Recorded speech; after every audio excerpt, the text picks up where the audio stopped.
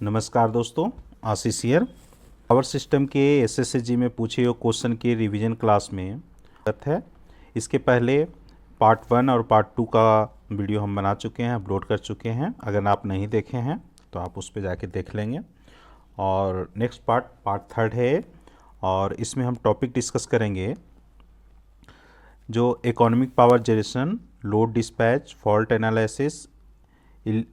ठीक है, तो इस टॉपिक से रिलेटेड जो प्रीवियस ईयर में एसएससी जेई में पूछे गए क्वेश्चन क्या क्या हैं, इसका सॉल्यूशन हम लोग देखेंगे।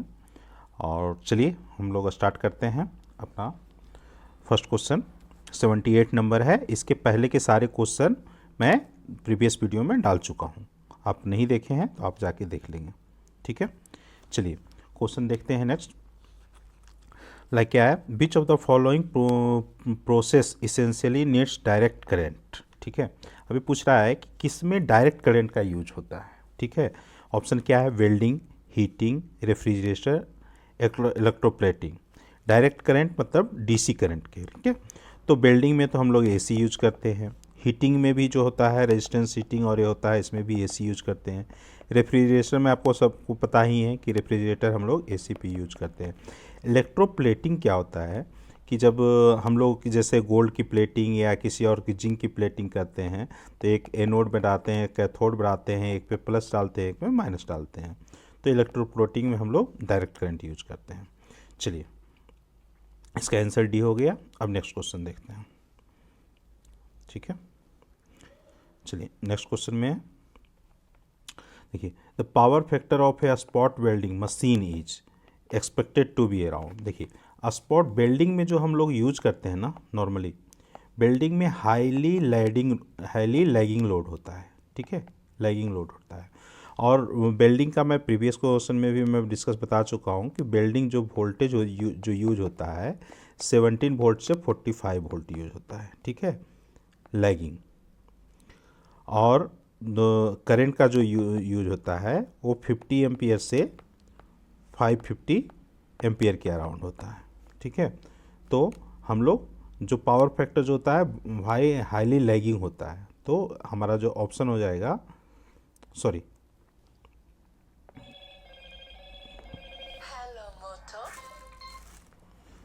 हाँ, पावर फैक्टर जो है हमारा हाईली लैगिंग हो जाएगा। तो हाईली लैगिंग मतलब क्या हो गया, 0.3 to 0.5 very poor power factor होता है। तो ऑप्शन डी हो जाएगा। ठीक है, the helium arc welding the electrode is made of. ये पूछ रहा है कि जब हम हीलियम आर्क वेल्डिंग करते हैं तो उसमें इलेक्ट्रोड किसका बना हुआ होता है, तो टंगस्टन का बना हुआ होता है। ठीक है, फैक्ट है। ठीक है, नेक्स्ट क्वेश्चन देखते हैं। According to Lambert's law the illumination on a surface is proportional to. तो जो ऑप्शन है एक्चुअली में ये थोड़ा मिसप्रिंट हुआ है, ये कॉस थीटा के डायरेक्टली प्रोपोर्शनल होता है। ठीक है, ये ऑप्शन में या तो मिस्टेक आ गया है या प्रिंटिंग मिस्टेक है। ये लॉम्बार्ड्स लॉ के अनुसार जो इल्यूमिनेशन होता है directly proportional to cos theta होता है। ठीक है, याद रखिएगा। ठीक है, नेक्स्ट क्वेश्चन देखते हैं। If the fault current is 2000 ampere, the relay setting at 50% and CT ratio is 400 by 5, then plug setting multiplier will be। अब इसमें पूछ रहा है कि एक रिले है जिसका एक रिले है उसका 50% सेटिंग है और सीटी रेशियो, रिले का सीटी रेशियो जो है 400 बाई 5 है। 400 बाई परसेंटेज का कितना हो जाएगा, 400 डिवाइडेड बाई 50%। तो 400 का 50% जो हो जाएगा 50% तो 200 एम्पियर हो जाएगा। ठीक है, 200 एम्पियर पे ही हो जाएगा। अब फॉल्ट करंट हमारा आ कितना रहा है, 2000 एम्पियर। तो प्लग सेटिंग मल्टीप्लायर जो होता है PSM, fault current 2000 divided by 200 ampere. ठीक है, तो इसका डिवाइड होके ये 10 आ जाएगा। ये तो हुआ कि कन्वेंशनल आप समझ के निकाल रहे हैं। दूसरा एक ऑप्शन है कि आप इसको फार्मूला भी है। फार्मूला में क्या होता है, प्राइमरी करंट फॉल्ट, इसका जो ये होता है आई प्राइमरी या primary current fault divided by I pickup into सीटी रेशियो। ठीक है, और आई पिकअप जो है हमारा क्या है 50% of CT secondary current, CT secondary, तो 50% ऑफ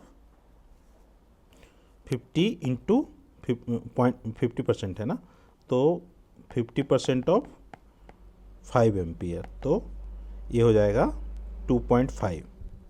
ठीक है, अब फार्मूला में हम डालेंगे तो हमारा प्राइमरी फॉल्ट करंट कितना हो जाएगा 2000 आई पिकअप हमारा कितना हो जाएगा 2.5, ठीक है, इंटू CT रेशियो कितना है 200 डिवाइडेड बाई 5 है ना, इसको डिवाइड करेंगे 10 आ जाएगा। ठीक है, ऑप्शन हमारा आंसर 10 हो गया। चलिए, यदि इसमें दोनों मेथड का मैं बता दिया हूँ। नेक्स्ट क्वेश्चन देखते हैं। विच of the following electric discharge lamp give highest lumens पर वाट। हाईएस्ट लुमेंस कौन देता है, तो सोडियम वेपर लैम्प जो होता है हाईएस्ट लुमेंस पर वाट देता है। ठीक है, नेक्स्ट क्वेश्चन देखते हैं। The function of choke in the fluorescent tube is circuit is to. ये पूछ रहा है कि फ्लोरोसेंट ट्यूब में चोक का सबसे ज़्यादा काम क्या होता है। ठीक है, तो चोक कॉइल जो होता है इंडक्टर होता है। इंडक्टर में क्या होता है कि एक ट्यूब में जो इनिशियल आयन होते हैं उसको आयोनाइज करने के लिए हाई वोल्टेज की ज़रूरत पड़ती है। ठीक है, पहले भी हम इस क्वेश्चन को डिस्कस कर चुके हैं, लेकिन मैं फिर भी बता दे रहा हूँ। तो जो चोक कॉइल होता है तो V इक्वल टू LdI/dt, इसकी वजह से वोल्टेज का rate of change of current की वजह से वोल्टेज हाई हो जाता है। हाई वोल्टेज आने की वजह से आर्क इनिशिएट एंड स्टेबलाइज करने के लिए इसको ज़रूरत पड़ती है चोक कॉइल का, तो डी ऑप्शन हो जाएगा। ठीक है, नेक्स्ट क्वेश्चन देखते हैं। Electric power fro illumination in locomotive is provided by. ये पूछ रहा है कि लोकोमोटिव जो होता है उसमें इलेक्ट्रिक पावर किससे प्रोवाइड किया जाता है। तो हम देखते हैं कि उसके अंदर भी एक टर्बो जनरेटर रहता है जो डायनमो से कनेक्टेड रहता है। ठीक है, टर्बो जनरेटर होता है जो कनेक्टेड विथ डायनमो। ठीक है, तो टर्बो जनरेटर ऑप्शन हो जाएगा। विच of the following is not a welding accessory. चलिए ऑप्शन देखते हैं क्या क्या है। हाँ, वेल्डिंग एसेसरी कौन कौन नहीं है, केबल है, केबल के थ्रू ही हम लोग यूज करते हैं। इलेक्ट्रोड होल्डर ये भी है, हैंड स्क्रीन और ग्लोव्स। ग्लोव्स तो हम लोग पहन के यूज करते हैं वेल्डिंग। हैंड स्क्रीन नहीं हो जाएगा, हैंड स्क्रीन नहीं है तो हैंड स्क्रीन हो जाएगा इसमें। Next question, the relay performs the function of. ठीक है, देखिए ये पूछ रहा है कि रिले का फंक्शन क्या है, relay function of the relay. ठीक है, तो रिले का फंक्शन ऑप्शन देखते हैं क्या क्या है। Fault isolation, fault detection, fault prevention and all of the above. ठीक है, तो रिले जो है हमारा फॉल्ट डिटेक्ट करता है, ठीक है, डिटेक्शन करता है, और फॉल्ट आइसोलेशन जो होता करता है वो सर्किट ब्रेकर करता है। ठीक है, सर्किट ब्रेकर जो है फॉल्ट आइसोलेशन करता है और फॉल्ट डिटेक्शन जो है रिले करता है। ठीक है, next question, HRC fuse provided best protection against. पूछ रहा है कि किसके अगेंस्ट जो है HRC जो फ्यूज हमारा प्रोवाइडेड होता है वो किसके अगेंस्ट जो है सबसे अच्छा प्रोटेक्शन किसके अगेंस्ट करता है। ठीक है, तो ओवरलोड करंट के लिए करता है। In which of the welding is a pool of molten metal use. एक क्वेश्चन पूछ रहा है कि वेल्डिंग कौन से टाइप की वेल्डिंग में pool of molten metal use करते हैं। तो pool of molten metal use जो करते हैं हम लोग इलेक्ट्रोस्लाइड में करते हैं। ठीक है, नेक्स्ट क्वेश्चन देखते हैं। Plain and what belt may be used on material up to approximately. ठीक है, प्लेन एंड बेल्ट, तो ये इसका ऑप्शन 25 में। ये देखिए फैक्ट क्वेश्चन है, ठीक है, फैक्चुअल क्वेश्चन है। इतना mm थिक के लिए हम लोग यूज करते हैं। In arc welding, arc is created between the electrode and work by. ठीक है, तो उसमें पूछा है कि arc is created between the electrode and work by. देखिए वेल्डिंग में क्या होता है ना, एक कोई मटेरियल है और एक हमारा कोई रेजिस्टेंस है, तो यहाँ पे जो गैप होता है ना, गैप का जो रेजिस्टेंस होता है, गैप का रेजिस्टेंस होता है, ठीक है, थोड़ा सा अगर सेपरेट करेंगे तो इसमें आर्क प्रोड्यूस होता है थोड़ा सा गैप में। उसी आर्क की वजह से हम लोग हीट प्रोड्यूस करके वेल्डिंग करते हैं। ठीक है। तो created between the electrode and work bye contact resistance, ये जो दोनों के बीच में कॉन्टैक्ट बहुत मिनिमम गैप होता है, ये माइक्रोमीटर का हो जाता है या का हो जाता है। जितना गैप रहता है ये स्पार्क प्रोड्यूस होकर यहाँ पे हीटिंग होता है, हीटिंग की वजह से बिल्डिंग होता है, तो ये कॉन्टैक्ट रेजिस्टेंस हो जाएगा। नेक्स्ट क्वेश्चन देते हैं। For arc heating the electrodes are made of, ठीक है। तो इसमें पूछ रहा है कि आर्क हीटिंग के लिए इलेक्ट्रोड्स जो है किसका बना हुआ होता है, तो ग्रेफाइट का बना हुआ होता है, क्योंकि ग्रेफाइट का टेम्परेचर जो है मतलब हाई टेम्परेचर पे मेल्ट नहीं करता है, हाई टेम्परेचर सस्टेन कर लेता है, इसलिए ग्रेफाइट बनाते हैं। आर्क लैंप ऑपरेट सेट, ठीक है। अभी बताया था आर्क लैंप जो होता है हाईली लैगिंग होता है, ठीक है, तो लो लैगिंग पावर फैक्टर, ठीक है। ये आर्क लैंप जो होता है लो लैगिंग पावर फैक्टर पे हो जाता है, ठीक है। नेक्स्ट क्वेश्चन, अर्थ फॉल्ट रिले। देखिए अर्थ फॉल्ट रिले क्या होता है, EFR रिले, इसको शॉर्ट फॉर्म में बोलते हैं। EFR रिले जो होता है तो ये दोनों साइड को, यहाँ पर एक EFR रिले है तो दोनों साइड के लिए प्रोटेक्शन को यूज करता है, तो इसकी वजह से इसको हम लोग नॉन डायरेक्शनल रिले भी बोलते हैं, ठीक है। अर्थ फॉल्ट रिले जो होता है नॉन डायरेक्शनल रिले होता है। ऑप्शन हमारा बी हो गया। नेक्स्ट क्वेश्चन देखते हैं।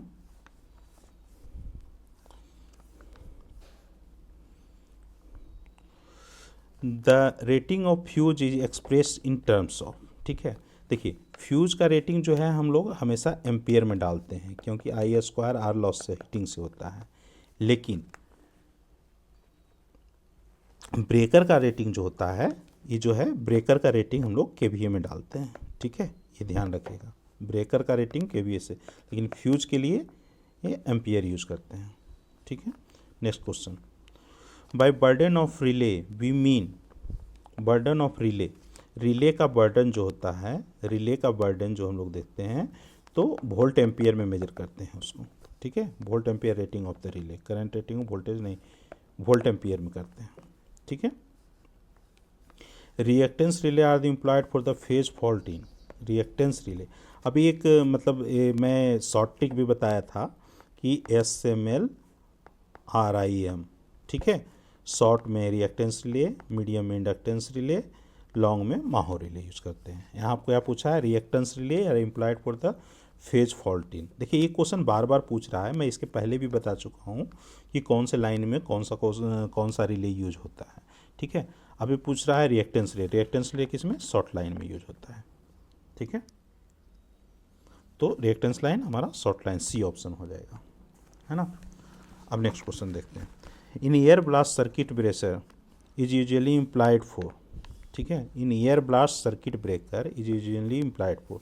अभी पूछ रहा है कि एयर ब्लास्ट जो सर्किट ब्रेकर होता है, देखिए एयर ब्लास्ट क्या होता है ना, सर्किट ब्रेकर, एयर ब्लास्ट जो सर्किट ब्रेकर होता है वो बार बार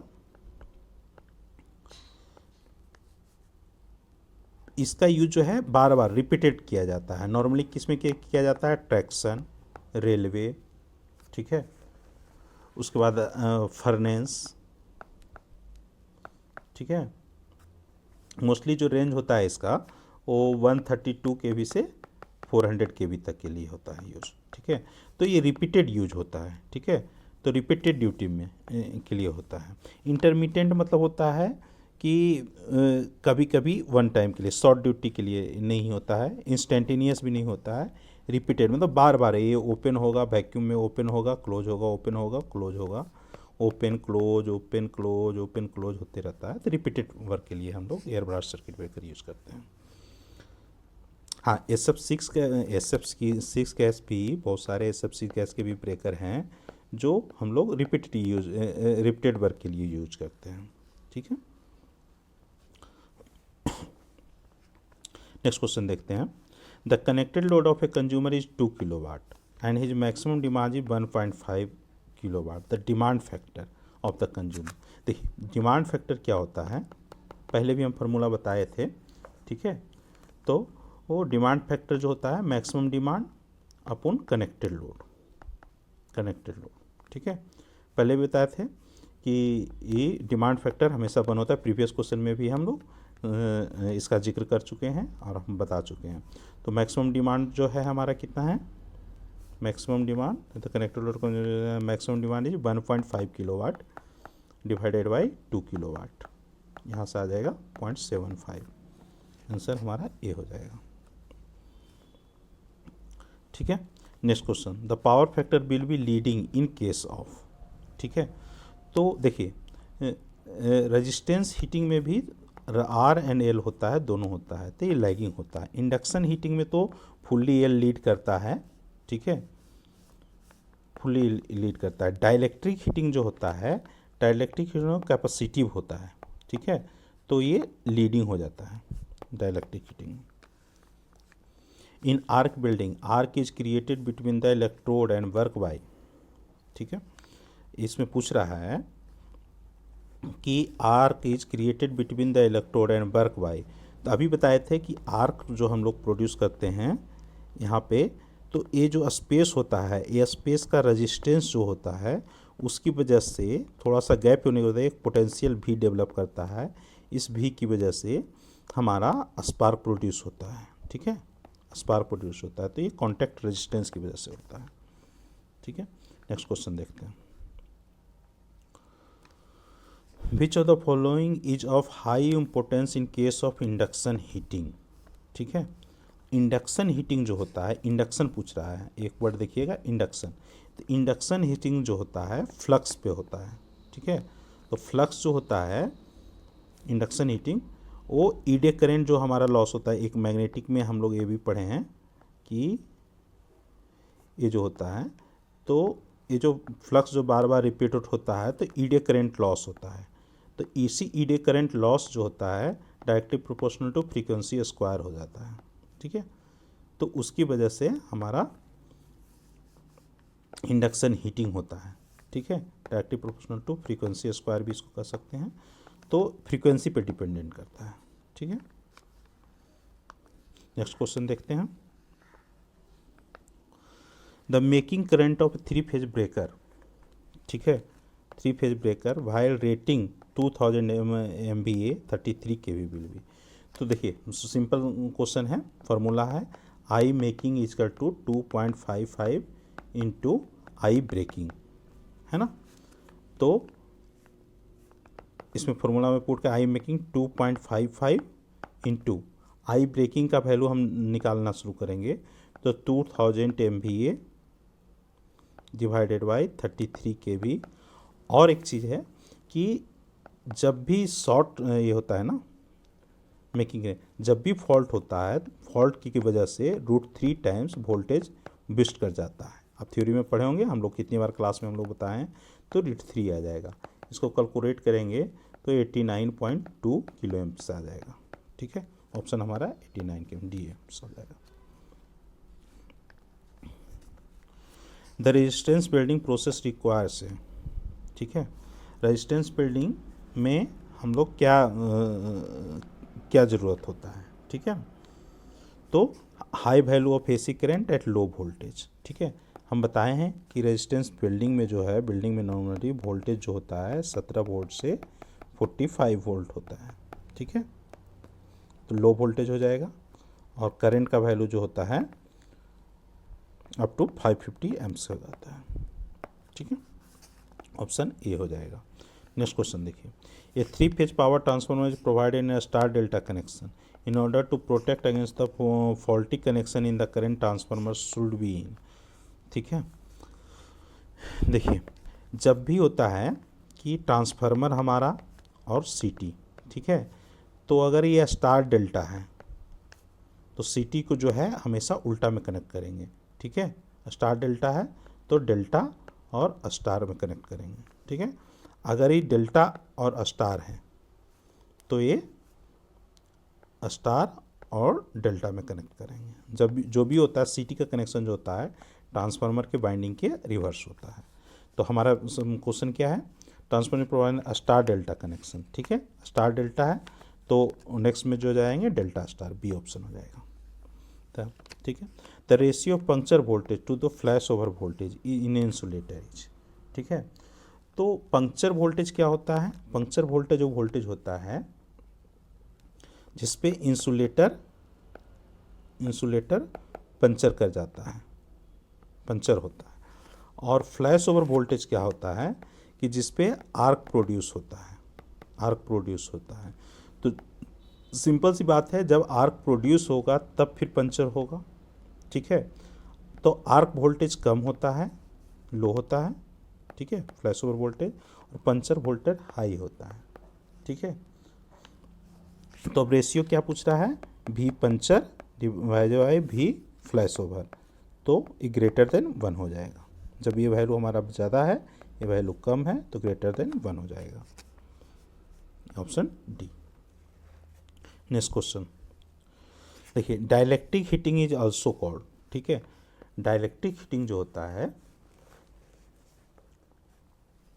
डाइलेक्ट्रिक हीटिंग जो है उसका डिफिनेशन ही है पर यूनिट वॉल्यूम, ठीक है। तो उसी को हम डिफाइन करने के लिए पर यूनिट वॉल्यूम को, इसको वॉल्यूम हीटिंग भी बोलते हैं, ठीक है। The knowledge of diversity factor helps in, the knowledge of diversity factor, ठीक है, हेल्प्स इन। सबसे पहले हम देखेंगे कि डाइवर्सिटी फैक्टर क्या होता है।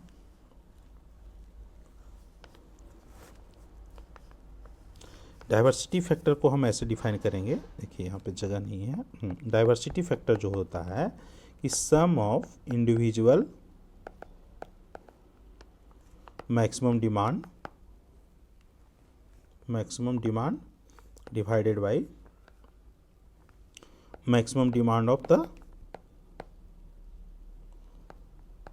सबस्टेशन, ठीक है। तो इसमें क्या है कि एक स्टेशन पे, जैसे एक एरिया है, उसमें बहुत सारे घर हैं, 1 2 3 4 इस तरह से 100 घर हैं, ठीक है।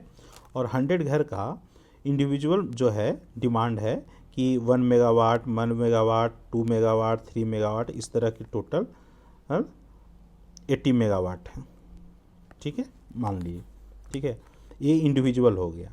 लेकिन जब सब स्टेशन एक होगा, सब स्टेशन का जो डिमांड होगा, ठीक है, तो ये 80 नहीं, 80 से थोड़ा कम होगा, लेस देन 80 होगा, ठीक है, 80 से थोड़ा कम होगा। उसकी वजह से क्या होगा कि क्योंकि जो इंडिविजुअल डिमांड है हमारा, जैसे हमारे घर में 10 स्विच ऑन है, तो हम 10 को हमेशा यूज़ नहीं करेंगे, लेकिन डिमांड हम लोग करेंगे 10 स्विच के लिए, ठीक है। तो ये हो जाता है इंडिविजुअल मैक्सिमम डिमांड, समझ गए। तो इंडिविजुअल मैक्सिमम डिमांड जो होता है हमेशा हाई होता है, और maximum demand of the substation कम होता है, ठीक है। तो इसका जो यूज करते हैं कि पिक डिमांड के लिए हम लोग, मतलब इससे क्या होता है कि इंडिविजुअल, तो पिक कितना डिमांड, जब सबस्टेशन मांगने जाएंगे तो टोटल हम कितना डिमांड करेंगे, जो अथॉरिटी होती है हमारे, जो गवर्नमेंट ऑर्गेनाइजेशन होता है, उससे हमें डिमांड करना पड़ता है कि हमें इतनी जनरेशन की ज़रूरत है, आप इतना जनरेट कीजिए, हम इतना इलेक्ट्रिसिटी यूज करेंगे।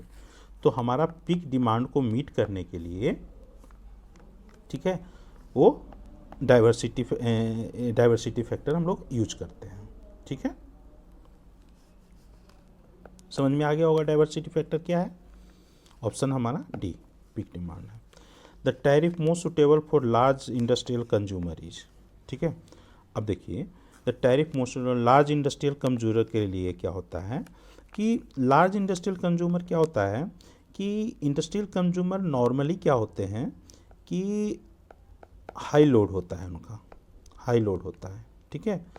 तो उनको कुछ छूट दिया जाता है कि सपोज दैट नाइट में लेस पावर यूज होता है, और नाइट में मतलब कि हो गया कि 10 बजे के बाद, आफ्टर 10 PM के बाद, ठीक है। लेकिन इवनिंग में हाउस होल्ड का ज़्यादा ज़रूरत होता है 6 to 10 PM, ठीक है। तो ये जो होता है, इसमें इंडस्ट्री को प्रमोट किया जाता है कि 10 PM के बाद जो है इंडस्ट्रियल लोड बढ़ जाएगा, और 6 PM के बाद तक इंडस्ट्रियल लोड आप कम करिए। तो इसीलिए इसका होता है 2 पार्ट टैरिफ होता है, ठीक है। इस 2 पार्ट में फिक्स चार्ज और fix charge plus energy consumption दोनों इंक्लूड होता है, ठीक है। तो ये भी देख लेंगे। आंसर हो गया। Buchholz relay can not be used in, देखिए बुकोल्स रिले जो हमारा यूज होता है, वो कंजर्वेटर से मेन टैंक के बीच में यहाँ पे बुकोल्स रिले कनेक्टेड होता है। तो कंजर्वेटर और मेन टैंक से जो ऑयल का फ्लो होता है, ऑयल फ्लो जो होता है, ठीक है, ऑयल फ्लो होता है, उसी के बीच में ये बुकोल्स रिले हमारा लगाया हुआ रहता है, ठीक है। तो इससे जो गैस निकलता है, बहुत सारे गैस को ये डिटेक्ट करता है और डिटेक्ट करने के बाद वो उसके अनुसार इंडिकेशन देता है या ट्रिपिंग करता है। तो हमारा जो 500 kV ट्रांसफार्मर है, 100 kV ट्रांसफार्मर, ऑप्शन देखते हैं, 3 फेज ट्रांसफार्मर है। तो ये जो ट्रांसफार्मर है ये सारे वाइल्ड हैं, ठीक है। और एयर कूल्ड जो होता है, एयर कूल्ड में ऑयल यूज नहीं होता है। तो जब ऑयल यूज ही नहीं होगा तो बुकोल्स का हम लोग बुकोल्स रिले यूज ही नहीं करेंगे, क्योंकि ये तो ऑयल्स को ही सेंस करके ऑयल से निकलने वाले गैस को सेंस करता है, इसलिए हम लोग इसको यूज़ नहीं करेंगे। तो ऑप्शन किस पूछ रहा है कि कैन नॉट बी यूज, ठीक है, तो एयर कूल्ड ट्रांसफार्मर हो जाएगा। नेक्स्ट देखिए, चलिए नेक्स्ट क्वेश्चन है, लाइटिंग अरेस्टर इज कनेक्टेड, ठीक है। तो देखिए कोई भी सबस्टेशन होता है, जैसे इस लाइटिंग अरेस्टर जो कनेक्ट होता है, तो एक सबस्टेशन हो गया, ठीक है, थोड़ा सा इधर ले लेंगे तो स्पेस बन जाएगा। सबस्टेशन है, तो सबस्टेशन को प्रोटेक्ट करने के लिए हम लोग यहाँ पे लाइटिंग अरेस्टर डालते हैं, यहाँ पे भी एलए डालते हैं, स्टार्टिंग और एंडिंग में। तो लाइटिंग अरेस्टर जब भी यूज होता है वो लाइन टू अर्थ के बीच में होता है यूज, ठीक है, या इसको पैरेलल भी कर सकते हैं, पैरेलल या लाइन टू न्यूट्रल ऐसा कर सकते हैं, ठीक है। तो line in between line and earth जो होता है हमारा यूज होता है लाइटिंग अरेस्टर। नेक्स्ट क्वेश्चन देखते हैं, differential relay are use to protect the equipment against, ठीक है। तो डिफरेंशियल रिले जो हमारा होता है वो इंटरनल फॉल्ट के लिए, प्रोटेक्शन के लिए होता है, इंटरनल फॉल्ट, ठीक है। नेक्स्ट क्वेश्चन देखते हैं, moderator are use in the fast breeder reactor. तो फास्ट ब्रीदर रिएक्टर में जो हम लोग मॉडरेटर यूज करते हैं वो हैवी वाटर होता है, फैक्ट है सारे। The value of diversity factor is, ठीक है। तो अभी बताए थे हम लोग कि डाइवर्सिटी फैक्टर जो होता है, diversity factor sum of individual maximum demand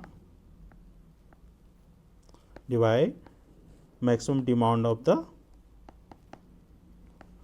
substation. तो डाइवर्सिटी फैक्टर जो होता है हमेशा ग्रेटर देन 1 होता है, ठीक है, क्योंकि अभी प्रीवियस क्वेश्चन में ही एक्सप्लेन किया हूँ मैं आपको, ठीक है। The fault involving all the 3 phase of power system is known as, ठीक है।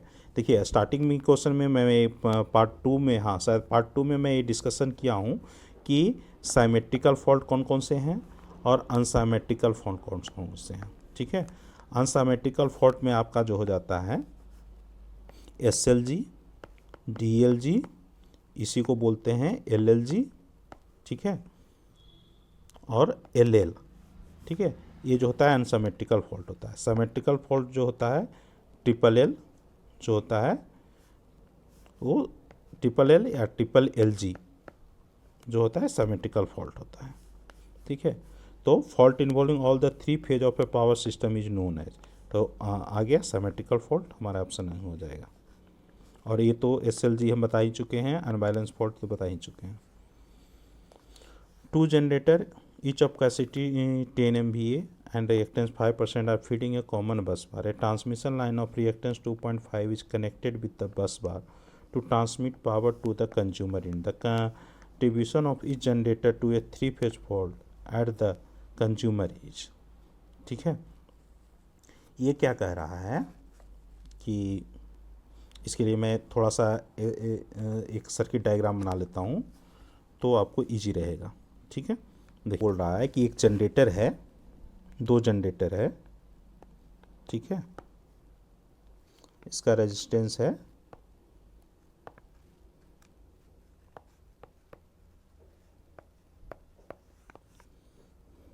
1 चलिए डायग्राम बना देते हैं। ये फॉल्ट क्रिएट हुआ, ठीक है। अब ये J.5 है, J.05 है, 10 MVA, ये भी 10 MVA है, ठीक है। J.05 है, ठीक है। यहाँ पे 3 फेज फॉल्ट होता है, ठीक है। अब देखिए, अब जब हम इस पूरे सिस्टम का एक्स पर यूनिट निकालते हैं, एक्स पर यूनिट जब निकालेंगे तो एक्स पर यूनिट क्या हो जाएगा, J.05 parallel to J.05 plus J.025, तो ये जो हो जाएगा x per unit J.05 per unit आ जाएगा, ठीक है। अब जब हम निकालने जाते हैं short circuit MVA, short circuit MVA क्या होता है कि MVA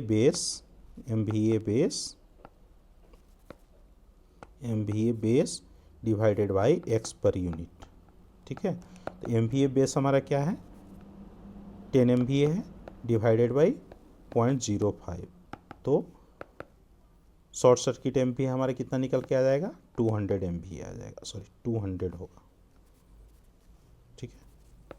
इसको क्रॉस करके 200 MVA हो जाएगा, ठीक है, 200 MVA। अब एक और फॉर्मूला है कि जो लोड शेयर है, ये तो 200 MVA पूरे सिस्टम का निकल के आया। अब जो लोड शेयर जो होता है, कौन ट्रांसफार्मर कितना शेयर करेगा लोड, ठीक है। तो जैसे ही फॉल्ट के कंडीशन में होता है लोड शेयर, ठीक है, is inversely proportional to X per unit होता है। बट हमारा एक्स पर यूनिट दोनों का X per unit 1 equal to X per unit 2 है, तो इसकी वजह से जो हमेशा लोड होगा इक्वल से होगा, मतलब 100 MVA और 100 MVA ये दोनों इक्वल शो करेगा। मतलब ये जो है फॉल्ट 100 MVA का ये भी फॉल्ट स्वीकार करेगा, लोड शेयर करेगा, 100 MVA का ये भी शो करेगा। तो चलिए अब ऑप्शन देखते हैं, ऑप्शन में क्या क्या है, हमारा आंसर भी आ जाएगा, ठीक है। सॉल्यूशन अभी मैं पीछे बता दिया हूँ। नेक्स्ट क्वेश्चन लेते हैं। हाँ, ये देखिए, इन ए मर्ज प्राइस सिस्टम, ये भी इसका सॉल्यूशन मैं थोड़ा लास्ट में बता देता हूँ, ठीक है। सॉल्यूशन है इसके लास्ट में बता देता हूँ मैं, ठीक है। अब नेक्स्ट क्वेश्चन देखते हैं। During the arcing ground condition the phase voltage of the system rises to, ठीक है। ये पूछ रहा है कि ड्यूरिंग द आर्किंग तो √3 टाइम से नॉर्मल वैल्यू से बढ़ जाता है, ठीक है। नेक्स्ट क्वेश्चन है, देखते हैं। Location of lighting arrester should be nearer है, लाइटिंग अरेस्टर। तो लाइटिंग अरेस्टर हम बताए थे कि जिस इक्विपमेंट को, कॉस्टली इक्विपमेंट को प्रोटेक्शन के लिए भी हम लोग यूज करते हैं और स्टार्टिंग और एंडिंग में यूज करते हैं, ठीक है। Transformer isolator are capable of breaking, ठीक है। इसमें क्वेश्चन पूछ रहा है कि आइसोलेटर जो है वो किसको केपेबल करता है ब्रेकिंग के लिए, ठीक है। तो ये चार्जिंग करंट को ब्रेक करने के लिए कैपेबल होता है, ठीक है। क्या होता है कि एक ट्रांसमिशन लाइन जो होता है, ट्रांसमिशन लाइन में, ठीक है, तो जो हमारा अगर सपोज दैट ब्रेकर हमारा ऑफ हो गया, ठीक है, ब्रेकर ऑफ की, फिर भी कुछ रिसिड्यूअल चार्ज बचा हुआ रहता है, उसकी वजह से हम लोग आइसोलेटर यूज करते हैं, ठीक है। यहाँ पे आइसोलेटर यूज करते हैं तो कि चार्जिंग करंट को भी डिस्चार्ज किया जा सके।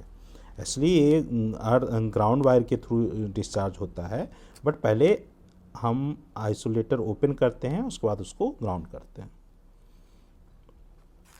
The recovery voltage that appear across the circuit breaker contact will be maximum 4। चलिए पहले भी बता चुके हैं, रिकवरी वोल्टेज हमारा जो होता है वो 0 पे आ जाता है, ठीक है। The capacity factor of the plant is given by, capacity factor of the plant क्या होगा, ठीक है। तो कैपेसिटी फैक्टर अभी बताए थे, प्लांट यूटिलाइजेशन फैक्टर, ठीक है। कैपेसिटी फैक्टर जो होता है एवरेज लोड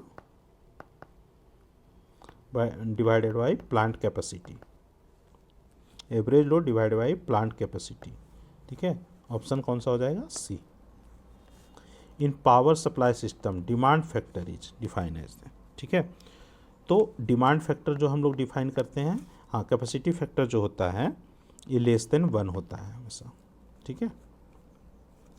डिमांड फैक्टर में जाते हैं तो डिमांड फैक्टर होता है कि maximum demand divided bye connected load, maximum divided by connected load, ठीक है। तो मैक्सिमम डिमांड हमारा और कनेक्टेड लोड, मैक्सिमम डिमांड हमारा लेस होता है, कनेक्टेड लोड जो है हाई होता है, ठीक है।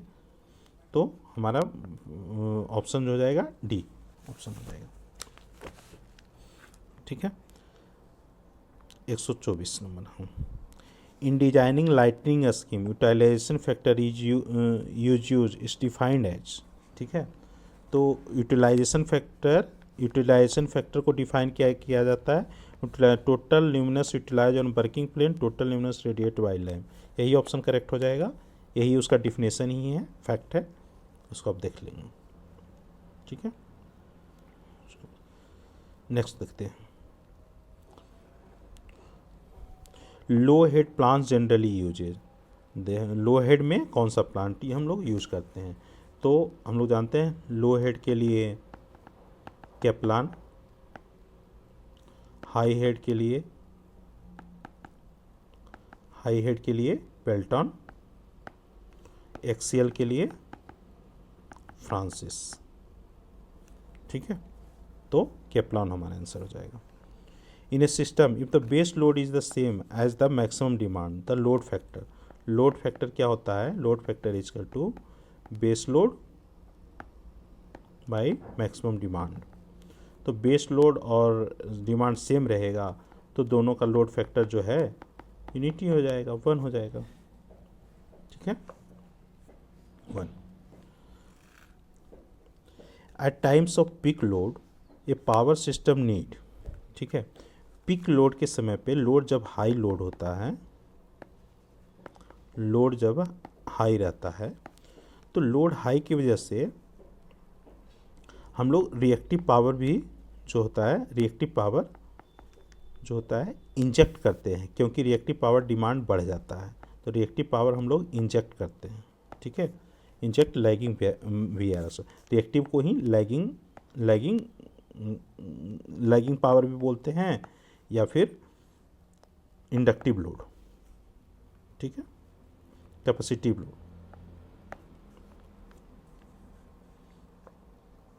ठीक है, इंजेक्टिव लैगिंग वीआरएस।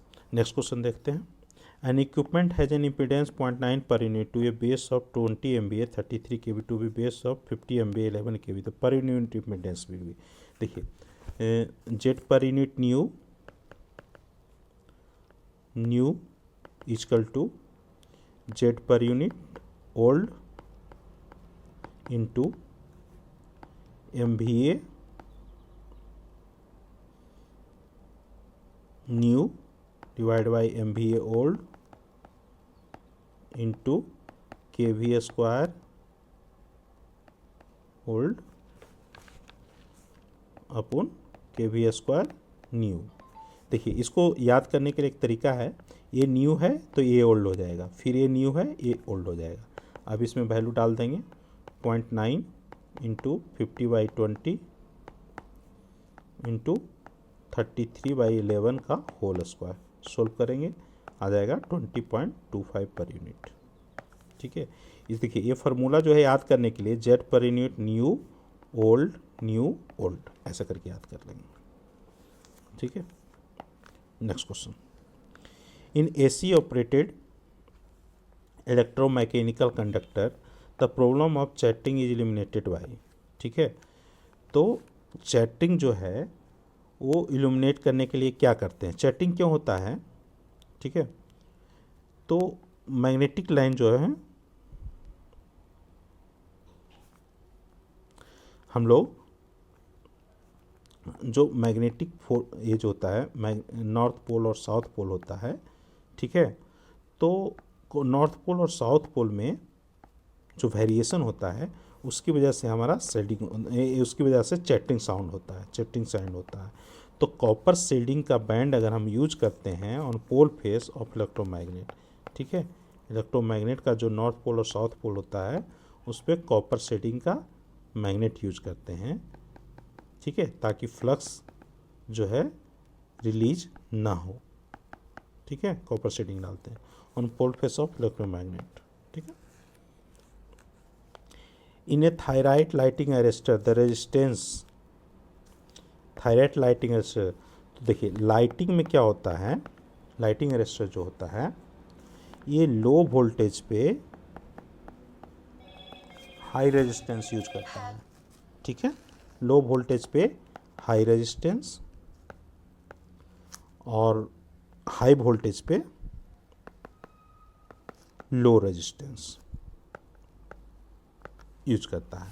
इसकी वजह से क्या होता है, इसका रिवर्स जो हो जाता है कि हाई करंट पे हाई रेजिस्टेंस और लो करंट पे